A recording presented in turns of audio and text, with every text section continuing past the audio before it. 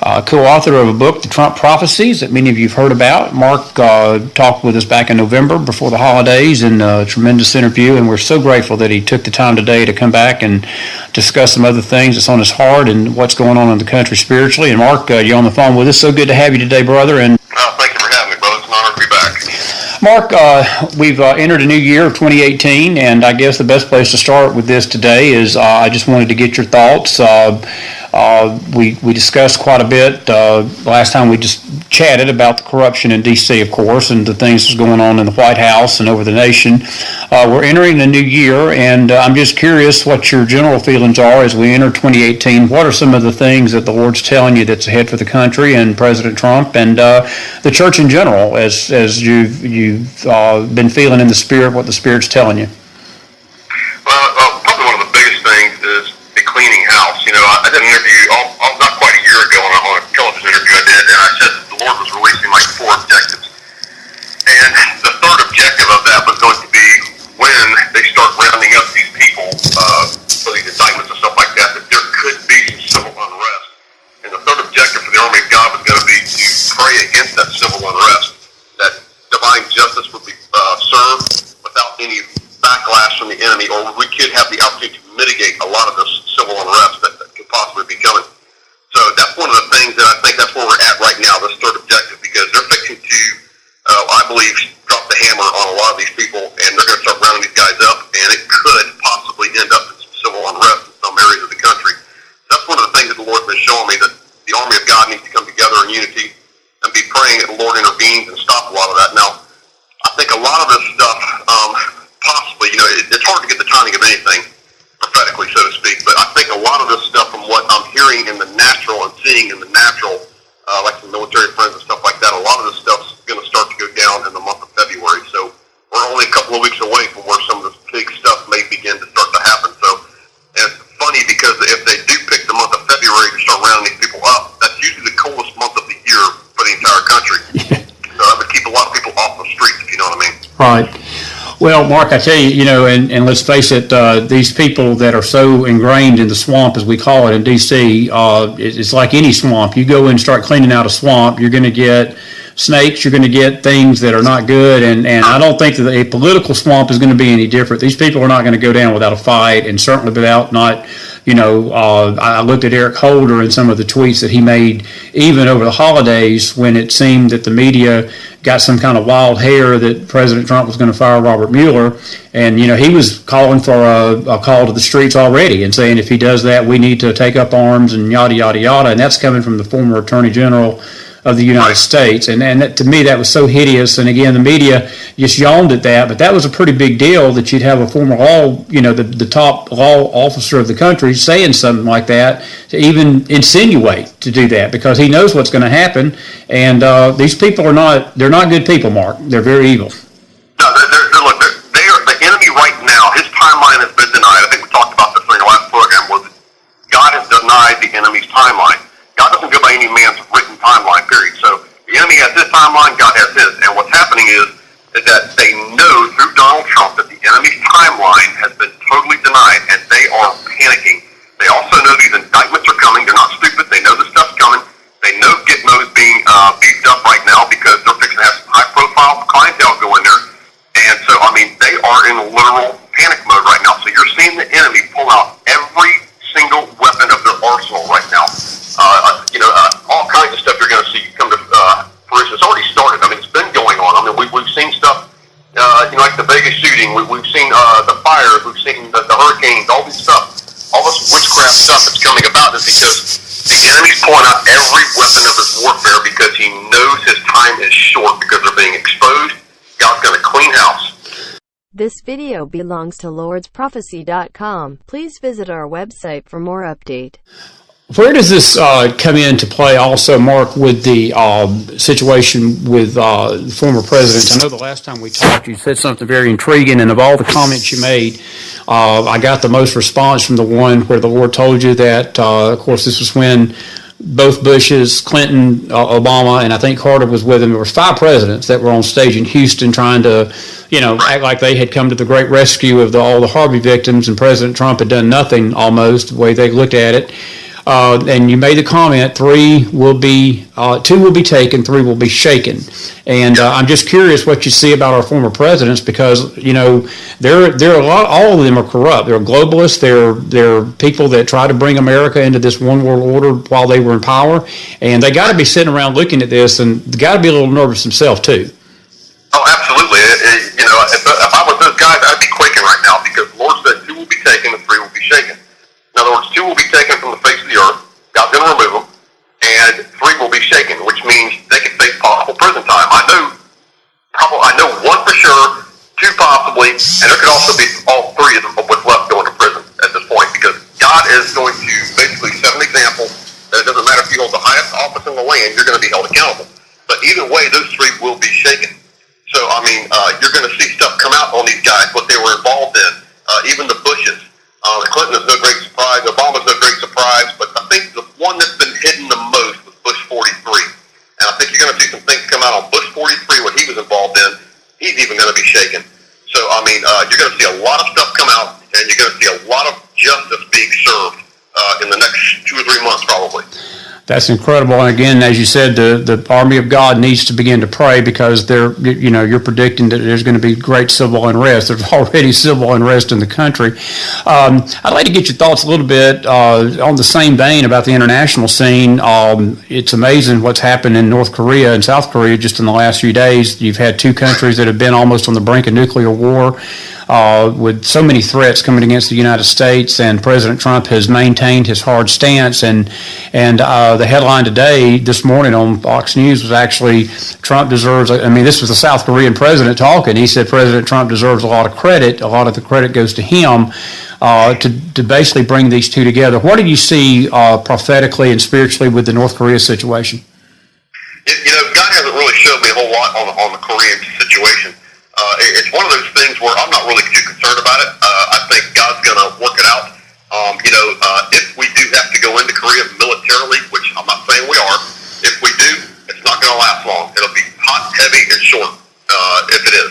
I don't know, and I'm not 100% sure that people will come to that. It could be to where, Kim Clement prophesied years ago that leader would be taken out from the inside. So I don't know. If that's the case, then we may not even be going into Korea. So it's nice that we're having these talks right now. Well, God has not really shown me a whole lot on the Korean thing, but either way, I'm not even too concerned about it, to be honest with you. Right. The irony of what you just mentioned about Kim Clement talking about the leader, there was another story that just came out today that they were listening to him speak, and his speech was a little off, and some of the people that heard the speech said that was raising questions about his health, that it may have been hidden. So, the Lord moves in ways that we don't understand, and I dare say this on the air because I don't want people get the wrong idea, but I tell you, I called my brother when this happened. I don't know if you remember it. It was back in December. And this was right during the time that President Trump was fighting the sanctuary city situation and really going after it hardcore with his words, and the state and the mayor of San Francisco was just being belligerent, very, very ugly, tweeting things, saying things, very anti-president, anti-America. And we get up one morning and he wakes up and he's no longer here. He's dead. And I called my brother up and I said, not too many people probably even noticed that, but I did. It seems like the Lord is moving in ways that things like that are going to happen more and more, in my opinion, that you're just people that are coming up against the plan of God. They're coming up against something they really don't want to deal with because God's bigger than them, Mark. He's much bigger than this. Well, and that's the whole thing, too, brother, is that God's going to begin to remove the corrupt from the face of the earth. Even Christian leaders better take heed, because if they are corrupt, even if it means removing them from the face of the earth, judgment starts in the house of the Lord. Judgment's on the house of the Lord right now. It's falling on the house of the Lord. It's falling on the leadership nationwide, worldwide. It doesn't even matter if you're in church or if you're in political leadership, whatever the case may be. You are under judgment right now. Righteous judgment is falling. And if it means that you are corrupt, God will remove you from the face of the earth. If there's not a repentant heart in you, so to speak. Right. So if you're corrupt, you better repent. I want to go back to something you said just a second ago, brother, about the civil unrest stuff. I don't want to put fear in people right now. What I want to make people understand is that there is a possibility that we could have some civil unrest in certain parts of the country. But as the army of God, we can mitigate that, and we've been praying against this now for a good 8 months. So that a lot of this stuff will be mitigated because that executive order that Trump signed on December 21st, a friend of mine had read it on one of his interviews that I've done interviews with for Greg Hunter, and he went line by line on that executive order. And that executive order means a lot. I want people to understand this. If they haven't researched that, go back and look at it. Because it says any and all corruption and any of those who are involved in corruption, whatever the case may be, they're now going in and they're seizing assets of these people. They're seizing their boats, their houses, their money, their land, their property, whatever the case may be. And the people like George Soros, the Obamas, the Clintons, this, that, and the other, when these guys are corrupt, he now has the power to go in and seize this money, so to speak, and to grab it. So these people like Antifa, Black Lives Matter, these guys are not going to protest. They've already been shown, like in Seattle, when they protested because they weren't getting paid. The protesters were protesting the protest. So it's like these guys are not going to protest for not getting paid. So if the funds are already drying up and they're already seizing the monies, then the money's not going to be there to pay these protesters. So that's one way that God, I believe, is working behind the scenes to save America, number one, but also to save that civil unrest. That's incredible, Mark. Let me ask you a question about something else that took place since we've talked. I thought one of the most prophetic things, really not just this year, but probably the last 70 years, when President Trump recognized Jerusalem as the capital of Israel back in December. I remember watching that program that day, and I was sitting there in my chair, and I literally felt the presence of God come through that television, and I was weeping. I was tearing up, weeping, listening to him speak. You know, we've had no president, and I respect Ronald Reagan. I was high school sophomore when Reagan was elected, but as I went into the college years and the years after, I recognized Reagan's presidency as being probably one of the best we've ever had. I know Reagan wasn't perfect, but he loved America. He tried to do the right thing. But even he didn't even have the courage to do what President Trump did with Israel and Jerusalem. This was a very prophetic moment, and I would like you to speak to that because I felt a shift. I felt that, if you remember, right after he made that announcement, that was when the tax cut got passed and the economy, the indicators started coming out that we're having just a explosion in the economy of America. And I just felt like the blessing side of Genesis 12:3 descended upon America at that moment instead of the curse side. And it's always better to be on the blessing side of Genesis 12:3. Right. Yeah, and that's the whole thing. Look at the economy right now. Look at the Dow. The Dow hit 25,000. Yes. We got manufacturing coming back. The economy's beginning to boom. The unemployment rate's at a low right now. All these things are happening. We go on and on and on. The list goes on. But I think the big thing you're fixing to see, blessing-wise, is oil. Now, and energy. Why do I say that? Because I wrote energy, I think, back in December of 2016, where America and Israel will be the biggest energy producers in the world, and they would be energy independent. Well, I'm in the process of writing another prophetic word about oil.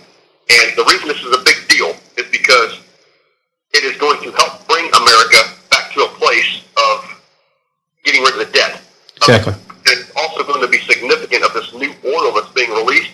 It's going to be new oil spiritually over America that's being released at the same time. So this is a big deal. So, everything's coming together. All of our prayers, and this is something I don't understand, and I want to address this people who are walking around in fear right now. I get the emails all the time. Oh my gosh, I'm scared to death. I'm listening to mainstream media, this, that, and the other. They're saying this, they're saying that. But look, folks, first off, you got to stop listening to mainstream media. Stop walking in fear. You've got to start walking in faith that God has got this thing. God is answering our prayers that we have been praying for, brother, for decades. Exactly. And once they get to see this take place, especially the roundup of the corruption. We've been praying for decades for this to happen. And look at this. It's happening right before our very eyes, and we get to witness it.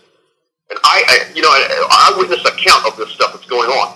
And God is moving on our behalf. And for the life of me, I cannot understand the people of God that can't see this taking place, and they still continue to bash the president. They still continue not to see the good. All they want to see is the doom and gloom. And the fact of the matter is, God is moving on our behalf. Yes, he is, Mark. And, you mentioned the Christian church. The Christian church has got to be the voice of God to America. We have got to be the truth of God to America. And if our Christian leaders are not in tune with what God is saying, then I think, the people that are out there, they do get these confusing signals, and they do get these mix things, and they say, well, such and such, and it could be a household name, it could be anybody, and they said this, and then that makes everybody believe it's law. But I tell you, what I've seen is a lot of these Christian leaders have done more harm than even corrupt politicians, because they've got more of an influence when you put a religious tag on that, or a spiritual, whatever you want to call it, a tag, a spiritual tag, or whatever. Because when it comes from a spiritual leader, people tend to put more weight in that than they do maybe even a congressman or an anchor man on television. And that's why, as you said, the leaders of the church have got to get in line with God too, or judgment's going to fall on them too. Absolutely, and that's the whole thing. I wrote a prophetic word, a while back called Satan's frequency, and most of the church is tapped into Satan's frequency. And it's the fact that it's the doom and gloom, That's all you hear. These guys, these pastors, these leaders in these churches, it's the doom and gloom messages, and it's these fear-based messages that have been preached, and they've indoctrinated the people over the decades to believe these fear-based messages, thinking that they can scare people into the kingdom. Well, show me where it says Jesus said go out and preach an apocalyptic message. No, he said go out and preach the good news. Did you ever stop and think for 1 second that by preaching doom and gloom, you're losing power and authority? That the power and authority is in the good news of Jesus Christ? That's where you get the true power and authority. And somewhere decades ago, we got off track somewhere, brother, the church did, and started this apocalyptic, fear-based message. And what's happening is that you can become addicted to doom and gloom. Period. And when you can become addicted to it, and what the Lord has been showing me is that, these news agencies, the radios, whatever the case may be, is they broadcast in a frequency that is designed by man to change the DNA of man. It's been proven. It's like 440 hertz or something like that. They detuned it. They did it back in World War II. So, and it became the international frequency in order to broadcast. So when they're doing this, it's harming it's damaging your body organs. It's creating fear, paranoia, all this stuff that's happening, and it's literally changing your DNA. What the Lord showed me is that when you give someone good news and they can't receive it, that's the sign that your DNA has been handed over to the enemy. Wow. And that is a dangerous place to be.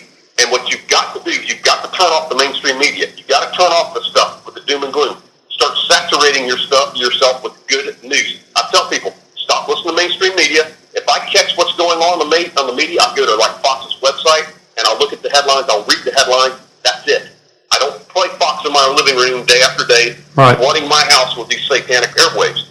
You know what I mean? So go to the president's Twitter feed. Go to his Facebook page. Get the truth straight from the source.